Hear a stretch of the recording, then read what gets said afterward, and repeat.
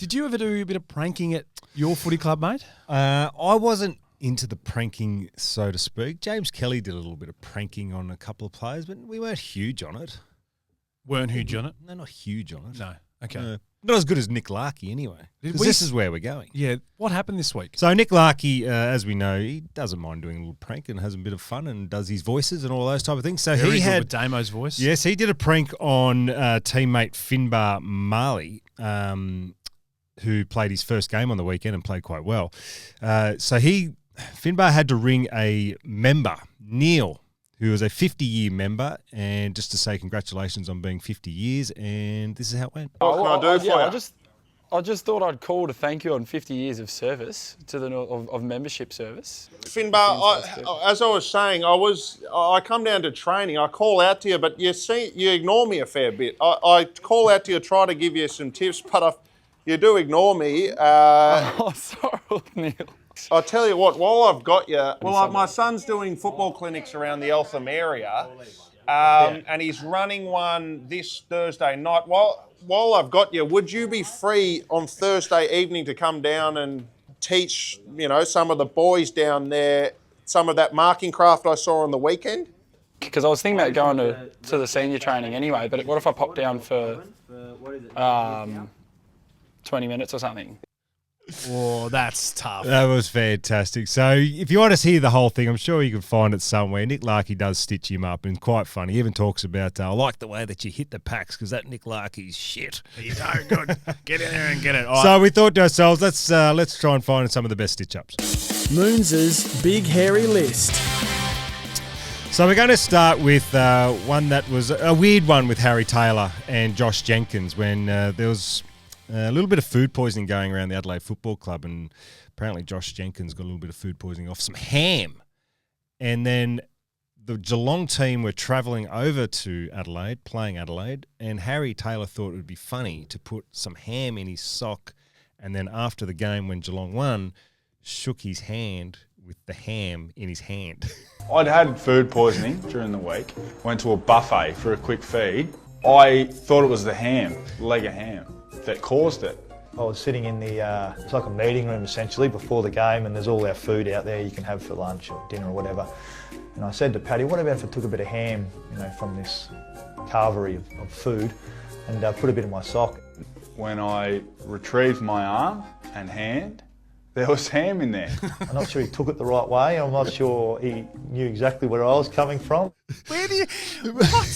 What? Do you reckon Paddy went, great idea, H? Great idea. But where do you... I mean, he's put it down his sock and playing with ham in And his sock. played with ham in his sock for 2 hours and then gave him that. And Josh would have been going, this bloke's not well. Couldn't you have organised like a water boy or a media staff to bring him out a bit of ham after the game? But actually played with it down his sock. So I thought that was a little bit funny. Now, John Northey, the great coach, coached a few teams actually, Norths, but he was at Melbourne through the 90s and he had a pre-season in Ballarat and he spoke to the boys about, we're going to go for a lap before this run, but just be careful because there is a bit of a weirdo out there apparently, and just be careful of him. And this is how it went.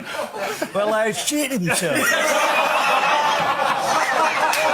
And away they went and they came back. Oh, the stories, Gary Lyons. They got better. We got to go back. Peter Moore was on his push bike. He had a bad ankle, couldn't run. It went over the side. He was the first one to get back to the camp. Who were these hillbilly blokes? It was a fellow I'd set up. Unbelievable. So he set up this guy to basically jump out of the bush and scare the hell out of the boys, and apparently they yelled out bang bang or something. Apparently pulled a gun on them or something along those lines. So fantastic story there from Northey. Well done. A couple of one old teammate of mine, and I left before Josh Caddy got there, but Josh Caddy and Billy Smets thought they would pull a prank on Jackson Thurlow. So they went around his house in Balaclavas and were going to pretend to rob him, break in and rob him and scare the hell out of him. The problem was the neighbours across the road actually saw them pull up in the car with their balaclavas on and called the cops on them. So as they're breaking and entering into Jackson's house, their teammate, the cops came around and arrested them. And they had to What's sit going there. on here? They had to explain to themselves that no, we're not here to rob. This is actually our mate. We're trying to pull a prank This is a on him. prank. Good so work. I thought that was Love quite it. funny. The great story of the pig at full forward. Now, we know this one. I think it was in 1994. So Craig Nettlebeck, who's an ex-Sydney player, actually... This part I didn't know. Yeah, well, I didn't know this until Ed brought it to our attention. So thank you, Ed. Great work. So he's come out and basically said, yes, he was the one that took the pig to the SCG. He was injured at the time, sitting in the stands. He got there early for rehab, brought the pig in his bag, and then gave it to a couple of his mates, who then went and released it onto the ground, and we got this. Oh, there's a pig on the ground. There is a pig at full forward. I Great never Sandy knew Roberts. that a player had set this up. I just thought it was some fan having a good Some old fan. time. Well Craig done, that's Nettleback, well unreal. done to you, Nettles. That was an awesome one. Now, one of the great pranks I've ever seen was Nick Maxwell on Steel Cyber. So Steel was just new to the Collingwood Football Club. There was a show called The Bounce, not My Bounce. Peter Hallier's show. Yep, Had Peter it for Hallier. Maybe a season or two. Yes, maybe just one. So they set this one up where Nick was basically selling stolen goods and memorabilia and all of those type of things, and completely set up Steele, who had the greatest look of what the hell's going on his face. Is this your car? Is this your vehicle? Not mine. It's looking very suspicious, mate. What the hell's going on here?